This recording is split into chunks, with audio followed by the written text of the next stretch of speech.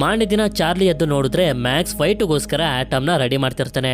ಇದಾದ್ಮೇಲೆ ಇವರಿಬ್ರು ಆಟಮ್ ನ ಕರ್ಕೊಂಡು ಆ ಝೂ ಅನ್ನೋ ಜಾಗಕ್ಕೆ ಬಂದು ತಲುಪಿದಾಗ ಇಲ್ಲಿ ಇವರಿಗೆ ಕಿಂಗ್ ಪಿನ್ ಅನ್ನೋ ಒಬ್ಬ ವ್ಯಕ್ತಿ ಸಿಗ್ತಾನೆ. ಇವನೇ ಈ ಜಾಗದಲ್ಲಿ ಫೈಟ್ ಅನ್ನ ನಡೆಸ್ತಿರೋದು. ಎಷ್ಟು ದುಡ್ಡನ್ನ ಕೊಡ್ತೀಯ ಅಂತ ಮ್ಯಾಕ್ಸ್ ಕೇಳಿದಾಗ ಒಂದು ರೌಂಡ್ ನಲ್ಲಿ ಸರ್ವೈವ್ ಆದ್ರೆ $100 ಗಳನ್ನ ಕೊಡ್ತೀವಿ ಅಂತ ಹೇಳ್ತಾನೆ. ಆದ್ರೆ ಮ್ಯಾಕ್ಸ್ ಮಾತ್ರ $500 ಗಳು ಬೇಕು ಅಂತ ಡಿಮ್ಯಾಂಡ್ ಮಾಡ್ತಾನೆ. ಮ್ಯಾಕ್ಸ್ ಗೆ ಇವನ ರೋಬೋಟ್ ನ ಮೇಲೆ ಇಷ್ಟೊಂದು ಕಾನ್ಫಿಡೆನ್ಸ್ ಇರೋದನ್ನ ನೋಡಿ ಕಿಂಗ್ ಪಿನ್ ಕೂಡ ಇವನಿಗೆ ಚಾಲೆಂಜ್ ಮಾಡ್ತಾನೆ. ನಿನ್ನ ರೋಬೋಟ್ 2 ನಿಮಿಷದ ಒಂದೇ ಒಂದು ರೌಂಡ್ ನಲ್ಲಿ ಸರ್ವೈವ್ ಆದ್ರೂ ಕೂಡ ನಾನ್ ನಿನ್ಗೆ $1000 ಗಳನ್ನ ಕೊಡ್ತೀನಿ, ಅಥವಾ ನೀನೇನಾದ್ರೂ ಸೋತೋದ್ರೆ ನಿನ್ನ ರೋಬೋಟ್ ನಾನ್ ಇಟ್ಕೋತೀನಿ ಅಂತ. ಸರಿ ಅಂತ ಒಪ್ಕೊಂಡು ಇವರು ಕೂಡ ಒಳಗಡೆ ಬಂದು ನೋಡಿದ್ರೆ ಈ ಜಾಗದಲ್ಲಿ ತುಂಬಾ ಜನ ಇರ್ತಾರೆ. ಇಲ್ಲೇ ಮೆಟ್ರೋ ಅನ್ನೋ ಒಂದು ರೋಬೋಟ್ ಇರುತ್ತೆ. ಇದರ ಜೊತೆನೆ ಆಟಮ್ ಫೈಟ್ ಮಾಡ್ಬೇಕಾಗಿರೋದು. ಮ್ಯಾಕ್ಸ್ ಆಟಮ್ ನ ಕಂಟ್ರೋಲ್ ಮಾಡೋದಕ್ಕೆ ಶುರು ಮಾಡ್ತಾನೆ. ನಂತರ ಫೈಟ್ ಶುರು ಆಗ್ತಿದ್ದಂಗೆನೆ ಚಾರ್ಲಿ ಮ್ಯಾಕ್ಸ್ ಗೆ ಗೈಡ್ ಮಾಡ್ತಿರ್ತಾನೆ ಯಾವ ರೀತಿ ಫೈಟ್ ಅನ್ನ ಮಾಡ್ಬೇಕು ಅಂತ. ಇಲ್ಲಿ ಕಿಂಗ್ ಪಿಂಗ್ ನ ಮೆಟ್ರೋ ಮಾತ್ರ ಆಟಮ್ ಗೆ ಚಾನ್ಸೇ ಕೊಡ್ತಿರೋದಿಲ್ಲ, ನಿರಂತರವಾಗಿ ಹೊಡಿತಾನೆ ಇರುತ್ತೆ. ಹೀಗೆ ಹೊಡಿತಾ ಆಟಮ್ ನ ಕೆಳಗಡೆ ಬೀಳಿಸ್ಬಿಡುತ್ತೆ. ಇದರಿಂದ ಎಲ್ಲರೂ ಕೌಂಟ್ ಡೌನ್ ನ ಶುರು ಮಾಡ್ತಾರೆ. 10 ಎಣಿಸೋಷ್ಟರಲ್ಲಿ ಆಟಮ್ ಎದ್ದೊಳ್ಬೇಕು, ಇಲ್ಲಾಂದ್ರೆ ಸೋತೋಗುತ್ತೆ. ಆಗ ಮ್ಯಾಕ್ಸ್ ಬಂದು ಹೇಗೋ ಮಾಡಿ ಇದನ್ನ ಎದ್ದೊಳಿಸ್ತಾನೆ. ಈಗ ಮೊದಲನೇ ರೌಂಡ್ ನಲ್ಲಿ 2 ನಿಮಿಷದವರೆಗೂ ಆಟಮ್ ಸರ್ವೈವ್ ಆಗಿದ್ರಿಂದ ಇವರು ಈ ಮ್ಯಾಚ್ ಅನ್ನ ಗೆದ್ರು. ಅದಕ್ಕೆ ಕಿಂಗ್ ಪಿಂಗ್ ದುಡ್ಡನ್ನ ಕೊಡೋದಕ್ಕೆ ಬಂದಾಗ ಹೇಳ್ತಾನೆ ಇನ್ನೊಂದು ರೌಂಡ್ ಅನ್ನ ಸರ್ವೈವ್ ಆದ್ರೆ ಡಬಲ್ ದುಡ್ಡನ್ನ ಕೊಡ್ತೀನಿ ಅಂತ. ಅದಕ್ಕೆ ಮ್ಯಾಕ್ಸ್ ಕೂಡ ಸರಿ ಅಂತ ಒಪ್ಕೊಳ್ತಾನೆ. ದುಡ್ಡಿಸ್ಕೊಂಡು ಹೋಗ್ಬೋದಾಗಿತ್ತು ಅಂತ ಚಾರ್ಲಿ ಹೇಳಿದ್ರೆ ನನ್ ಮೇಲೆ ನಂಬಿಕೆ ಇಡು ಅಂತ ಮ್ಯಾಕ್ಸ್ ಕೂಡ ಹೇಳ್ತಾನೆ. 2ನೇ ರೌಂಡ್ ಶುರು ಆದಾಗ ಮೆಟ್ರೋ ಹತ್ರ ಬರ್ತಿದ್ದಂಗೆನೆ ಆಟಮ್ ಒಂದು ಪಂಚನ್ನ ಮಾಡೋ ರೀತಿ ಮಾಡ್ತಾನೆ. ಇದರಿಂದ ಮೆಟ್ರೋ ರೋಬೋಟ್ ನ ಸಿಸ್ಟಮ್ ಫೇಲ್ ಆಗಿ ಕೆಳಗಡೆ ಬಿದ್ದೋಗುತ್ತೆ. ನಂತರ ಎಲ್ಲರೂ ಕೌಂಟ್ ಡೌನ್ ನ ಸ್ಟಾರ್ಟ್ ಮಾಡ್ತಾರೆ. 10 ಎಣಿಸಿದ್ರು ಕೂಡ ಅದು ಮೇಲೆ ಎದ್ದೋಳೋದಿಲ್ಲ. ಇದರಿಂದ ಈ ಮ್ಯಾಚ್ ಅನ್ನ ಆಟಮ್ ಗೆದ್ದು ಬಿಡುತ್ತೆ. ಅದಕ್ಕೆ ಕಿಂಗ್ ಪಿಂಗ್ ಕೂಡ $2000 ನ ಕೊಡ್ತಾನೆ. ಅಷ್ಟೇ ಅಲ್ಲದೆ ಇನ್ನೊಬ್ಬ ವ್ಯಕ್ತಿ ಬಂದು ಮತ್ತೊಂದು ಫೈಟ್ ಗೆ ಇವರನ್ನ ಇನ್ವೈಟ್ ಮಾಡ್ತಾನೆ. ಈ ತರ ಇವರು ಗೆದ್ದಿರೋದ್ರಿಂದ ಚಾರ್ಲಿಗಂತೂ ತುಂಬಾನೇ ಸಂತೋಷ ಆಗ್ತಿರುತ್ತೆ. ಇದನ್ನ ಬೈಲಿಗೆ ಹೇಳಿ ಇನ್ನು ಕೂಡ ಸಂತೋಷ ಪಡ್ತಾನೆ. ಈ ಕಡೆ ಮ್ಯಾಕ್ಸ್ ಆಟಮ್ ನ ಒಳಗಡೆ ತುಂಬಾ ರೀಪ್ರೋಗ್ರಾಮ್ ಗಳನ್ನ ಮಾಡ್ತಾನೆ. ಹಾಗೆ ಮಾರನೇ ದಿನ ಟ್ರೈನಿಂಗ್ ಮಾಡ್ತಿರ್ಬೇಕಾದ್ರೆ ಮ್ಯೂಸಿಕ್ ಅನ್ನ ಹಾಗೆ ಡ್ಯಾನ್ಸ್ ಮಾಡ್ತಿದ್ದಂಗೆನೆ ಆಟಮ್ ಕೂಡ ಇವನನ್ನ ನೋಡ್ತಾ ಡ್ಯಾನ್ಸ್ ಮಾಡೋದಕ್ಕೆ ಶುರು ಮಾಡುತ್ತೆ. ಅದೇ ಸಮಯಕ್ಕೆ ಚಾರ್ಲಿ ಬಂದಾಗ ಮ್ಯಾಕ್ಸ್ ಇವನಿಗೆ ತೋರಿಸ್ತಾನೆ. ನಾಯ್ಸಿ ಬಾಯ್ ನ ಒಳಗಡೆ ವಾಯ್ಸ್ ಅನ್ನ ಕೇಳಿ ಕಂಟ್ರೋಲ್ ಮಾಡುವಂತ ಮಿಷಿನ್ ಇತ್ತಲ್ಲ, ಅದನ್ನ ಇವನು ಆಟಮ್ ನ ಒಳಗಡೆ ಹಾಕಿರ್ತಾನೆ. ಅಂದ್ರೆ ಈಗ ಆಟಮ್ ನ ಬರೀ ವಾಯ್ಸ್ ಇಂದಾನೆ ಕಂಟ್ರೋಲ್ ಮಾಡ್ತಾ ಫೈಟ್ ಮಾಡೋ ರೀತಿ ಮಾಡ್ಬೋದು. ಚಾರ್ಲಿ ಅಂತೂ ತುಂಬಾ ಇಂಪ್ರೆಸ್ ಆಗಿ ಹೇಳ್ತಿರ್ತಾನೆ, ನೀನು ಹಾಗೆ ಆಟಮ್ ಈಗ ಡ್ಯಾನ್ಸ್ ಮಾಡಿದ್ರಲ್ಲ, ಆತರ ನೀವು ಫೈಟ್ ಆಡೋದಕ್ಕಿಂತ ಮುಂಚೆ ಡ್ಯಾನ್ಸ್ ಮಾಡಿದ್ರೆ ಜನರಿಗೆ ಇನ್ನೂ ಕೂಡ ಇಷ್ಟ ಆಗುತ್ತೆ ಅಂತ. ಇದರಿಂದ ಮ್ಯಾಕ್ಸ್ ಕೂಡ ಇವನ್ ಜೊತೆ ಒಂದು ಡೀಲ್ ಮಾಡ್ತಾನೆ. ಸರಿ ಆಯ್ತು, ನಾನ್ ಡ್ಯಾನ್ಸ್ ಅನ್ನ ಮಾಡ್ತೀನಿ, ಆದ್ರೆ ನೀನು ಆಟಮ್ ಗೆ ಬಾಕ್ಸಿಂಗ್ ಅನ್ನ ಹೇಳ್ಕೊಡ್ಬೇಕು ಅಂತ. ಇದು ಇವನಿಗೆ ಇಷ್ಟ ಇಲ್ಲ ಅಂದ್ರೂ ಕೂಡ ಸರಿ ಅಂತ ಒಪ್ಕೊಳ್ತಾನೆ. ಇದರಿಂದ ಮಾರನೇ ದಿನ ಬೆಳಗಿನ ಜಾವನೆ ಎದ್ದು ಆಟಮ್ ಗೆ ಬಾಕ್ಸಿಂಗ್ ಅನ್ನ ಪ್ರಾಕ್ಟೀಸ್ ಮಾಡಿಸೋದಕ್ಕೆ ಶುರು ಮಾಡ್ತಾನೆ. ನಂತರ ಇವರು ನೆಕ್ಸ್ಟ್ ಫೈಟ್ ಗೆ ಅಂತ ಬಂದಾಗ ಮ್ಯಾಕ್ಸ್ ಹಾಗೆ ಆಟಮ್ ಡ್ಯಾನ್ಸ್ ಮಾಡೋದನ್ನ ನೋಡಿ ಎಲ್ರಿಗೂ ಕೂಡ ತುಂಬಾ ಇಷ್ಟ ಆಗೋಗುತ್ತೆ. ಇದಾದ್ಮೇಲೆ ಒಂದೊಂದೇ ಫೈಟ್ ಅನ್ನ ಮಾಡ್ತಾ ಮಾಡ್ತಾ ಆಡ್ದಂತ ಪ್ರತಿ ಫೈಟ್ ನಲ್ಲಿ ಕೂಡ ವಿನ್ ಆಗ್ತಾ ಹೋಗ್ತಾರೆ. ಅದಕ್ಕೆ ತಕ್ಕಂಗೆ ಅವ್ರಿಗೆ ದುಡ್ಡು ಕೂಡ ಸಿಗ್ತಿರುತ್ತೆ. ಹಾಗೆ ಇವರ ಬಗ್ಗೆ ರೇಡಿಯೋದಲ್ಲೆಲ್ಲ ಹೇಳ್ತಿರ್ತಾರೆ. ಅದನ್ನ ಬೈಲಿ ಕೂಡ ಕೇಳಿಸ್ಕೊಳ್ತಿರ್ಬೇಕಾದ್ರೆ ಚಾರ್ಲಿ ಅವಳಿಗೆ ದುಡ್ಡು ಕಳ್ಸಿರ್ತಾನೆ. ಅಷ್ಟೇ ಅಲ್ಲದೆ ಇಷ್ಟೊತ್ತಿಗೆ ಚಾರ್ಲಿ ಮತ್ತೆ ಮ್ಯಾಕ್ಸ್ ತುಂಬಾನೇ ಕ್ಲೋಸ್ ಆಗೋಗಿರ್ತಾರೆ. ಹೀಗೆ ಇವರು ಒಂದು ಫೈಟ್ ಅನ್ನ ಮುಗಿಸ್ಕೊಂಡು ಹೊರಗಡೆ ಬಂದಾಗ ಒಬ್ಬ ವ್ಯಕ್ತಿ ಬಂದು ಇವರನ್ನ ಇನ್ವೈಟ್ ಮಾಡ್ತಾನೆ. ನಮ್ಮ ಲೀಗ್ ನಲ್ಲಿ ಬಂದು ಫೈಟ್ ಮಾಡ್ಬೇಕು ಅಂತ.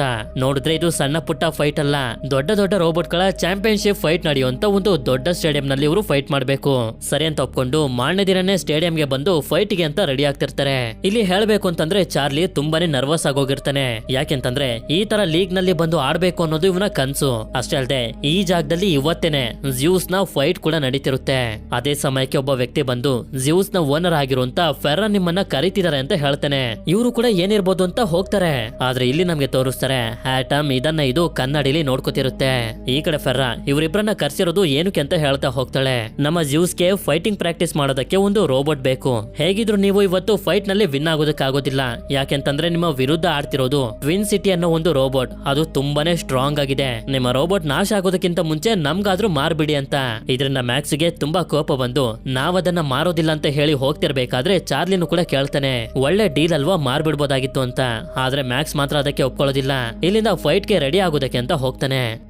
ಇದಾದ್ಮೇಲೆ ಫೈಟ್ ಶುರು ಆಗ್ತಿರುತ್ತೆ. ಇದನ್ನ ಬೈಲಿನೂ ಕೂಡ ಟಿವಿಲಿ ನೋಡ್ತಿರ್ತಾಳೆ. ಅದೇ ಸಮಯಕ್ಕೆ ಟ್ವಿನ್ ಸಿಟಿ ರೋಬೋಟ್ ರಿಂಗ್ ನ ಒಳಗಡೆ ಬರುತ್ತೆ. ಇದಾದ್ಮೇಲೆ ಮ್ಯಾಕ್ಸ್ ಆಗಿ ಆಟಮ್ ಕೂಡ ಎಂದಿನಂತೆ ಡ್ಯಾನ್ಸ್ ಮಾಡ್ತಾ ಎಂಟರ್ ಆಗ್ತಾರೆ. ಇದನ್ನ ನೋಡಿ ಇಲ್ಲಿರುವಂತ ಜನರಿಗಂತೂ ತುಂಬಾನೇ ಇಷ್ಟ ಆಗೋಗುತ್ತೆ. ಫೆರ್ರಾ ಹಾಗೆ ಟಾಕ್ ಮಶಿಡಾನು ಕೂಡ ಈ ಫೈಟ್ ಅನ್ನ ನೋಡ್ತಿರ್ತಾರೆ. ಇಲ್ಲಿ ಹೇಳ್ಬೇಕು ಅಂತಂದ್ರೆ ಟ್ವಿನ್ ಸಿಟಿ ರೋಬೋಟ್ ನ ಕಂಟ್ರೋಲ್ ಮಾಡೋದಕ್ಕೆ ತುಂಬಾ ಜನ ಕಂಪ್ಯೂಟರ್ ಗಳನ್ನ ಇಟ್ಕೊಂಡು ರೆಡಿ ಆಗಿರ್ತಾರೆ. ಆದ್ರೆ ಆಟಮ್ ನ ಕಂಟ್ರೋಲ್ ಮಾಡ್ತಿರೋದು ಬರೀ ಚಾರ್ಲಿ ಮಾತ್ರ. ನಂತರ ಫೈಟ್ ಶುರು ಆಗುತ್ತೆ. ಮೊದ್ಲು ಚಾರ್ಲಿ ಚೆನ್ನಾಗೇನೆ ಕಂಟ್ರೋಲ್ ಮಾಡ್ತಾ ಫೈಟ್ ಮಾಡಿಸ್ತಿರ್ತಾನೆ. ಮಾಡ್ತಿರ್ತಾನೆ. ಆದ್ರೆ ಈ ಟ್ವಿನ್ ಸಿಟಿ ರೋಬೋಟ್ ಅಂತೂ ತುಂಬಾನೇ ಸ್ಟ್ರಾಂಗ್ ಆಗಿರುತ್ತೆ. ಒಂದು ಸೆಕೆಂಡ್ ಕೂಡ ಆಟಮ್ ನ ಆ ಕಡೆ ಈ ಕಡೆ ತಿರುಗೋದಕ್ಕೆ ಬಿಡ್ತಿರೋದಿಲ್ಲ. ನಿರಂತರವಾಗಿ ಚೆನ್ನಾಗಿ ಹೊಡಿತಿರುತ್ತೆ. ಹೀಗೆ ಅದು ಹೊಡಿತಿರ್ಬೇಕಾದ್ರೆ ಚಾರ್ಲಿ ಗಮನಿಸ್ತಾನೆ ಈ ರೋಬೋಟ್ ನ ಶೋಲ್ಡರ್ಸ್ ಗಳು ತುಂಬಾ ವೀಕ್ ಆಗಿದಾವೆ ಅಂತ. ಇದರಿಂದ ಅವುಗಳ ಶೋಲ್ಡರ್ಸ್ ಗಳನ್ನೇ ಟಾರ್ಗೆಟ್ ಮಾಡ್ತಾ ನಿರಂತರವಾಗಿ ಆ ರೋಬೋಟ್ ಗೆ ಹೊಡೆಯೋದಕ್ಕೆ ಶುರು ಮಾಡ್ತಾನೆ. ಹೇಗೆ ಟೆಕ್ನಿಕ್ ಅನ್ನು ಯೂಸ್ ಮಾಡ್ಕೊಂಡು ಫೈಟ್ ಮಾಡ್ತಿರ್ತಾನೆ ಅಂತಂದ್ರೆ ಈ ಟ್ವಿನ್ ಸಿಟಿಗೆ ಮತ್ತೆ ಅಟ್ಯಾಕ್ ಮಾಡೋದಕ್ಕೆ ಶಕ್ತಿನೇ ಉಳಿತಿರೋದಿಲ್ಲ, ಕೆಳಗಡೆ ಬಿದ್ದೋಗುತ್ತೆ. ಇದರಿಂದ ಇಲ್ಲಿರೋರ್ಗೆಲ್ಲರಿಗೂ ಶಾಕ್ ಆಗೋದ್ರ ಜೊತೆಗೆ ತುಂಬಾ ಸಂತೋಷ ಕೂಡ ಆಗ್ತಿರುತ್ತೆ.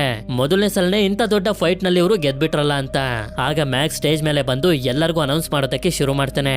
ಜ್ಯೂಸ್ ನ ಓನರ್ ಆಗಿರುವಂತ ಫೆರ್ರಾ ನಮ್ಮ ಆಟಮ್ ರೋಬೋಟ್ ನ ನೋಡಿ ತುಂಬಾ ಚೀಪ್ ಆಗಿ ಮಾತಾಡಿದ್ಲು, ನಮ್ಗೆ ಮಾರ್ಬಿಡಿ ಅಂತ. ಆದ್ರೆ ನಾನೀಗ ಚಾಲೆಂಜ್ ಮಾಡ್ತಿದ್ದೀನಿ, ಅವ್ರ ಕೈಲಾದ್ರೆ ಜ್ಯೂಸ್ ನ ಆಟಮ್ ನ ಜೊತೆ ಫೈಟ್ ಮಾಡೋದಕ್ಕೆ ಬಿಡಿ ಅಂತ. ಜನರಂತೂ ಇದಕ್ಕೆ ಜೋರಾಗಿ ಕಿರ್ಚೋದಕ್ಕೆ ಶುರು ಮಾಡ್ಬಿಡ್ತಾರೆ. ಅಂದ್ರೆ ಅಷ್ಟೊಂದು ಎಕ್ಸೈಟ್ ಆಗೋಗ್ತಾರೆ. ಇದಾದ್ಮೇಲೆ ಇವರಿಗೆ ದುಡ್ಡು ಸಿಗುತ್ತೆ, ತುಂಬಾನೇ ಸಂತೋಷವಾಗಿರ್ತಾರೆ. ಆದ್ರೆ ಯಾವಾಗ ಇವರು ಇಲ್ಲಿಂದ ಹೋಗೋದಕ್ಕೆ ನೋಡ್ತಿರ್ತಾರೋ ಅದೇ ಸಮಯಕ್ಕೆ ನಾವು ಮೂವಿಯ ಮೊದಲಲ್ಲಿ ನೋಡಿದಂತ ರಿಕ್ಕಿ ಇಲ್ಲಿಗೆ ಬರ್ತಾನೆ. ಇವನಿಗೆ ಹೊಡೆದು ಇವನ ಹತ್ರ ಇರುವಂತ ದುಡ್ಡನ್ನ ಕಿತ್ಕೊಳ್ಳೋದಕ್ಕೆ ಅಂತ. ಅದಕ್ಕೆ ಚಾರ್ಲಿ ಮ್ಯಾಕ್ಸ್ ನ ಕರ್ಕೊಂಡು ತಪ್ಪಿಸ್ಕೊಂಡು ಹೋಗೋದಕ್ಕೆ ನೋಡಿದ್ರು ಕೂಡ ಆಗೋದಿಲ್ಲ, ಹಿಡ್ಕೊಬಿಡ್ತಾರೆ. ಇದರಿಂದ ಇವನು ಕೂಡ ಫೈಟ್ ಮಾಡಿ ಚೆನ್ನಾಗಿ ಹೊಡಿತಾನೆ. ಆದ್ರೆ ಕೊನೆಯ ರಿಕ್ಕಿಯ ಕಡೆ ಜನರು ಜಾಸ್ತಿ ಇರೋದ್ರಿಂದ ಇವನಿಗೆನೆ ಚೆನ್ನಾಗಿ ಹೊಡೆದು ದುಡ್ಡೆಲ್ಲ ಕಿತ್ಕೊಂಡು ಹೊಟ್ಟೋಗ್ತಾರೆ. ಇದರಿಂದ ಚಾರ್ಲಿ ಮ್ಯಾಕ್ಸ್ ಗೆ ಸಾರಿ ಹೇಳ್ತಾನೆ. ಆದ್ರೆ ಮಲಗಿರ್ಬೇಕಾದ್ರೆ ತುಂಬಾ ಇವನಿಗೆ ಯೋಚನೆ ಬರೋದಕ್ಕೆ ಶುರು ಆಗುತ್ತೆ, ಮ್ಯಾಕ್ಸ್ ನನ್ ಜೊತೆ ಇರೋದು ಸರಿನಾ ಅಂತ. ನಂತರ ಮಾರನೇ ದಿನ ಒಂದು ಬಿಲ್ಡಿಂಗ್ ಗೆ ಮ್ಯಾಕ್ಸ್ ನ ಕರ್ಕೊಂಡ್ ಬರ್ತಾನೆ. ಇಲ್ಲಿ ನೋಡಿದ್ರೆ ಮರ್ಲಿನ್ ಹಾಗೆ ಡೆಬ್ರಾ ಬಂದ್ಬಿಟ್ಟಿರ್ತಾರೆ. ಅವ್ರನ್ನ ನೋಡಿ ಮ್ಯಾಕ್ಸ್ ಎದ್ರುಕೊಂಡು ಪ್ಲೀಸ್ ನಾನು ಅವ್ರ ಜೊತೆ ಕಳಿಸ್ಬೇಡ, ನಿನ್ ಜೊತೆ ಇರೋದಕ್ಕೆ ಇಷ್ಟ ಅಂತ ಹೇಳ್ತಾನೆ. ಆದ್ರೆ ಚಾರ್ಲಿ ಮಾತ್ರ ನೀನ್ ಅವ್ರ ಜೊತೆ ಹೋಗು ಅಂತ ಇರ್ತಾನೆ. ಎಷ್ಟೇ ಅಂಗಲಾಚಿ ಬೇಡ್ಕೊಂಡ್ರು ಕೂಡ ಚಾರ್ಲಿ ಮಾತ್ರ ಇವನ ನಿರ್ಧಾರನ ಚೇಂಜ್ ಮಾಡೋದಿಲ್ಲ. ಅದಕ್ಕೆ ಮ್ಯಾಕ್ಸ್ ಕೂಡ ಇವನ ವಸ್ತುಗಳನ್ನ ಪ್ಯಾಕ್ ಮಾಡ್ಕೊಳ್ತಿರ್ಬೇಕಾದ್ರೆ ಬಂದು ಹೇಳ್ತಾನೆ, ನೀನು ಅವ್ರ ಜೊತೆ ಹೋದ್ರೇನೆ ಒಳ್ಳೇದು, ನನ್ ಜೊತೆ ಇದ್ರೆ ನಿನ್ಗೆ ಒಳ್ಳೆ ಜೀವನನ ಕೊಡೋದಕ್ಕಾಗೋದಿಲ್ಲ ಅಂತ. ಆಗ ಮ್ಯಾಕ್ಸ್ ಹೋಗೋದಕ್ಕಿಂತ ಮುಂಚೆ ಒಂದೇ ಒಂದು ಮಾತನ್ನ ಹೇಳ್ತಾನೆ, ನೀನ್ ಯಾವಾಗ್ಲೂ ನನ್ ಜೊತೆ ಇರ್ತೀಯ ಅಂತ ಅನ್ಕೊಂಡಿದ್ದೆ ಅಂತ. ಮ್ಯಾಕ್ಸ್ ಅವ್ರ ಜೊತೆ ಹೋದ್ಮೇಲೆ ಚಾರ್ಲಿನೂ ಕೂಡ ತುಂಬಾ ಬೇಜಾರ್ ಮಾಡ್ಕೊಂಡು ಅಲ್ಲಿಂದ ಮತ್ತೆ ಬೇಯ್ಲಿ ಹತ್ರ ಬರ್ತಾನೆ. ಇದಾದ್ಮೇಲೆ ಮಾರನೇ ದಿನ ಮ್ಯಾಕ್ಸ್ ಎಲ್ಲಿ ಅಂತ ಕೇಳಿದಾಗ ಇವನು ಕೂಡ ನಡೆದಿರುವಂತ ಎಲ್ಲಾ ವಿಷಯನೂ ಹೇಳ್ತಾನೆ. ಹಾಗೆ ಅವಳು ಇವನಿಗೆ ಅರ್ಥ ಮಾಡಿಸ್ತಾಳೆ, ಅವನಿಗೆ ನೀನಂದ್ರೆ ಇಷ್ಟ, ನಿನ್ ಜೊತೆ ಇರೋದಕ್ಕೆ ಇಷ್ಟ, ಹೋಗವನನ್ನ ಕರ್ಕೊಂಡ್ ಬಾ ಅಂತ. ಅದಕ್ಕೆ ಇವನು ಕೂಡ ಸರಿ ಅಂತ ಒಪ್ಕೊಂಡು ಅಲ್ಲಿಂದ ಡೆಬ್ರಾ ಮನೆ ಹತ್ರ ಬಂದಾಗ ಮ್ಯಾಕ್ಸ್ ಡೋರ್ ಅನ್ನ ಓಪನ್ ಮಾಡ್ತಾನೆ. ಆದ್ರಿಂದ ಇವನಿಗೆ ಹೇಳ್ತಾ ಹೋಗ್ತಾನೆ, ನೀನು ಸಂತೋಷವಾಗಿರ್ಬೇಕು ಅನ್ನೋದಷ್ಟೇ ನನ್ನ ಉದ್ದೇಶ. ಯಾಕೆಂತಂದ್ರೆ ನಿನ್ಗೆ ಕಷ್ಟ ಅಂದಾಗ, ನಿನ್ಗೆ ಅವಶ್ಯಕತೆ ಇದ್ದಾಗ ನಾನ್ ನಿನ್ ಜೊತೆ ಇರ್ಲಿಲ್ಲ. ಅಟ್ಲೀಸ್ಟ್ ನನ್ನಿಂದ ನಿನ್ಗೆ ಪ್ರಾಬ್ಲಮ್ ಆಗ್ಬಾರ್ದು. ನೀನೀಗ ಒಪ್ಕೊಂಡ್ರೆ ನಾವಿಬ್ರು ಹೋಗಿ ಜ್ಯೂಸ್ ನ ಜೊತೆ ಫೈಟ್ ಮಾಡಬಹುದು ಅಂತ. ಇದರಿಂದ ಮ್ಯಾಕ್ಸ್ ಗೆ ತುಂಬಾ ಸಂತೋಷ ಆಗೋಗುತ್ತೆ. ಡೆಬ್ರಾನ ಪರ್ಮಿಷನ್ ಕೇಳಿದಾಗ ಇವಳು ಕೂಡ ಪರ್ಮಿಷನ್ ಕೊಟ್ಬಿಡ್ತಾಳೆ. ಅದಕ್ಕೆ ಇವರಿಬ್ರು ಫೈಟ್ ಗೆ ರೆಡಿ ಆಗ್ತಾರೆ. ನಂತರ ಸೀನ್ ಒಂದು ದೊಡ್ಡ ಸ್ಟೇಡಿಯಂ ನ ಕಡೆಗೆ ಶಿಫ್ಟ್ ಆಗುತ್ತೆ. ಇಲ್ಲೇ ಆಟಮ್ ಹಾಗೆ ಜ್ಯೂಸ್ ನ ಮಧ್ಯೆ ಫೈಟ್ ನಡೆಯೋದು. ಆಕ್ಚುಲಿ ಹೇಳ್ಬೇಕು ಅಂತಂದ್ರೆ ಆಟಮ್ ಗೆ ಜ್ಯೂಸ್ ನ ವಿರುದ್ಧ ಫೈಟ್ ಮಾಡೋದಕ್ಕಾಗುತ್ತೆ ಅಂತ ಯಾರಿಗೂ ನಂಬಿಕೆನೇ ಇರೋದಿಲ್ಲ. ಮೊದಲನೇ ರೌಂಡ್ ಅಲ್ಲಿ ಅದು ಸೋತೋಗುತ್ತೆ ಅಂತ ಅನ್ಕೊಂಡಿರ್ತಾರೆ. ಇಲ್ಲೇ ನಮ್ಗೆ ಗೊತ್ತಾಗುತ್ತೆ ಈ ಮ್ಯಾಚ್ ನಲ್ಲಿ ಒಟ್ಟು 5 ರೌಂಡ್ಗಳು ಇರ್ತವೆ ಅಂತ. ನಂತರ ಮ್ಯಾಕ್ಸ್ ಹಾಗೆ ಚಾರ್ಲಿ ಆಟಮ್ ನ ಕರ್ಕೊಂಡು ರಿಂಗ್ ನ ಒಳಗಡೆ ಎಂಟರ್ ಆಗ್ತಾರೆ. ಅದೇ ಸಮಯಕ್ಕೆ ಹೊರಗಡೆ ನೋಡಿದ್ರೆ ಫಿನ್ ಹತ್ರ ಎಲ್ಲರೂ ಬೆಟ್ಟಿಂಗ್ ಅನ್ನ ಕಟ್ತಿರ್ತಾರೆ. ಆಗ ರಿಕ್ಕಿನೂ ಕೂಡ ಇಲ್ಲಿಗೆ ಬಂದು ತುಂಬಾ ಅಹಂಕಾರದಿಂದ ಫಿನ್ ಹತ್ರ ಮಾತಾಡ್ತಾ ಲಕ್ಷಾಂತರ ರೂಪಾಯಿ ದುಡ್ಡನ್ನ ಬೆಟ್ ಕಟ್ಬಿಡ್ತಾನೆ. ಚಾರ್ಲಿಯ ರೋಬೋಟ್ ಒಂದು ರೌಂಡ್ ಕೂಡ ಸರ್ವೈವ್ ಆಗೋದಕ್ಕೆ ಆಗೋದಿಲ್ಲ ಅಂತ. ಈ ಕಡೆ ಜ್ಯೂಸ್ ಕೂಡ ರಿಂಗ್ ಅನ್ನ ಎಂಟರ್ ಆಗುತ್ತೆ. ಆಗ ನೋಡಿದ್ರೆ ಮ್ಯಾಚ್ ಅನ್ನ ನೋಡೋದಕ್ಕೆ ಡೆಬ್ರಾ ಹಾಗೆ ಮರ್ಲಿನ್ ಕೂಡ ಬಂದಿರ್ತಾರೆ. ಅಷ್ಟೇ ಅಲ್ಲದೆ ಬೇಯ್ಲಿನೂ ಬಂದಿರ್ತಾಳೆ. ನಂತರ ಫೈಟ್ ಶುರು ಆಗ್ತಿದ್ದಂಗೆನೆ ಜ್ಯೂಸ್ ಒಂದೇ ಪಂಚ್ ನಲ್ಲಿ ಆಟಮ್ ನ ಕೆಳಗಡೆ ಬೀಳಿಸ್ಬಿಡುತ್ತೆ. ಆದ್ರೆ 10ನೇ ಎಣ್ಸೋಷ್ಟ್ರಲ್ಲಿ ಇದು ಮತ್ತೆ ಎದ್ದೊಳುತ್ತೆ. ಈಗ್ಲೂ ಕೂಡ ಜ್ಯೂಸ್ ಬಿಡ್ತಾನೆ ಇರೋದಿಲ್ಲ, ನಿರಂತರವಾಗಿ ಇದಕ್ಕೆ ಹೊಡಿತಾ ಬೀಳಿಸ್ತಾನೆ ಇರುತ್ತೆ. ಆದ್ರೆ ಒಂದು ಸಮಯದಲ್ಲಿ ಆಟಮ್ ಹತ್ರ ಅಪರ್ ಕಟ್ ಪಂಚ್ ಅನ್ನ ಮಾಡಿಸಿದ್ರಿಂದ ಎಲ್ಲರಿಗೂ ತುಂಬಾನೇ ಶಾಕ್ ಆಗೋಗುತ್ತೆ. ಆಗ ಚಾರ್ಲಿ ಆಟಮ್ಗೆ ಹೇಳ್ತಾ ಹೋಗ್ತಾನೆ ಯಾವ್ಯಾವ ರೀತಿ ಫೈಟ್ ಮಾಡ್ಬೇಕು, ಪಂಚ್ ಮಾಡ್ಬೇಕು ಅಂತ. ಇನ್ನೇನು ಒಂದು ಒಳ್ಳೆ ಫೈಟ್ ಶುರು ಆಯ್ತು ಅಂತ ಅನ್ಕೊಳ್ಳೋಷ್ಟ್ರಲ್ಲಿ ಮೊದಲನೇ ರೌಂಡ್ ಮುಗ್ದೋಗುತ್ತೆ. ಮೊದಲನೇ ರೌಂಡ್ ನಲ್ಲಿ ಆಟಮ್ ಸರ್ವೈವ್ ಆಗಿದ್ರಿಂದ ರಿಕ್ಕಿ ದುಡ್ಡು ಕೊಡ್ಬೇಕಾಗುತ್ತೆ ಅಂತ ತಪ್ಪಿಸ್ಕೊಂಡು ಹೋಗ್ತಿರ್ಬೇಕಾದ್ರೆ ಫಿನ್ ಹಾಗೆ ಇವನ ಜನರು ಬಂದು ಇವನನ್ನೇ ಎಳ್ಕೊಂಡು ಹೋಗ್ತಾರೆ ದುಡ್ಡನ್ನ ಕಿತ್ಕೊಳ್ಳೋದಕ್ಕೆ. ಹೀಗೆ ಪ್ರತಿ ರೌಂಡ್ ಆಡ್ತಿರ್ಬೇಕಾದ್ರೆ ಒಂದೊಂದು ಸಲ ಜ್ಯೂಸ್ ಚೆನ್ನಾಗಿ ಆಡ್ತಿದ್ರೆ ಇನ್ನ ಸ್ವಲ್ಪ ಟೈಮ್ ನಲ್ಲಿ ಆಟಮ್ ಚೆನ್ನಾಗಿ ಫೈಟ್ ಮಾಡ್ತಿರುತ್ತೆ. ಆದ್ರೆ ಯಾವಾಗ 4ನೇ ರೌಂಡ್ ಬರುತ್ತೋ ಜ್ಯೂಸ್ ಆಟಮ್ಗೆ ಚೆನ್ನಾಗಿ ಹೊಡೆದಿದ್ರಿಂದ ಇದು ತುಂಬಾನೇ ಡ್ಯಾಮೇಜ್ ಆಗಿ ಇದ್ರ ಒಳಗಡೆ ಇರುವಂತ ವಾಯ್ಸ್ ಅನ್ನ ರೆಕಾಗ್ನೈಸ್ ಮಾಡುವಂತ ಮಷಿನ್ ಕೂಡ ಹಾಳಾಗೋಗಿರುತ್ತೆ. ಅದಕ್ಕೆ ಮ್ಯಾಕ್ಸ್ ಚಾರ್ಲಿಗೆ ಹೇಳ್ತಿರ್ತಾನೆ, ನೀನು ಆಟಮ್ ನ ಮುಂದೆ ಫೈಟ್ ಮಾಡು, ಅದು ನಿನ್ನ ನೋಡ್ತಾ ನಿನ್ನ ಕಾಪಿ ಮಾಡ್ತಾ ಜ್ಯೂಸ್ ನ ಜೊತೆ ಫೈಟ್ ಮಾಡುತ್ತೆ ಅಂತ. ಹಾಗೆ ಇವನು ಕೂಡ ಇನ್ನೇನ್ ಮಾಡೋದು ಬೇರೆ ದಾರಿ ಇಲ್ಲ ಅಂತ ಒಪ್ಕೊಳ್ತಾನೆ. ನಂತರ ಚಾರ್ಲಿ ಆಟಮ್ಗೆ ಹೇಳ್ತಾನೆ, ನೀನು ನನ್ನ ನೋಡಿ ನನ್ನ ಮಾತ್ರ ಕಾಪಿ ಮಾಡ್ಬೇಕು ಅಂತ. ಅದೇ ಸಮಯಕ್ಕೆ ಕೊನೆಯ ಹಾಗೆ 5ನೇ ರೌಂಡ್ ಕೂಡ ಶುರು ಆಗುತ್ತೆ. ಚಾರ್ಲಿ ಯಾವ ರೀತಿ ರಿಂಗ್ ಇಂದ ಹೊರಗಡೆ ಫೈಟ್ ಮಾಡ್ತಿರ್ತಾನೋ ಅದೇ ರೀತಿ ಆಟಮ್ ಕೂಡ ಜ್ಯೂಸ್ ನ ಜೊತೆ ಫೈಟ್ ಮಾಡ್ತಿರುತ್ತೆ. ಅಷ್ಟೇ ಅಲ್ಲದೆ ಇಷ್ಟೊತ್ತಿಗೆ ಫೆರ್ರಾ ಹಾಗೆ ಟಾಕ್ ಮಶೀಡನ್ನು ಕೂಡ ತುಂಬಾನೇ ಹೆದರ್ಕೊಬಿಟ್ಟಿರ್ತಾರೆ. ಇಲ್ಲಿ ಇವರಿಬ್ರು ಎಷ್ಟು ಅದ್ಭುತವಾಗಿ ಫೈಟ್ ಮಾಡ್ತಿರ್ತಾರೆ ಅಂತಂದ್ರೆ ಜ್ಯೂಸ್ ಗಂತೂ ಅರ್ಥನೇ ಆಗ್ತಿರೋದಿಲ್ಲ ಈಗ ಮುಂದೆ ಏನ್ ಮಾಡ್ಬೇಕು ಅಂತ.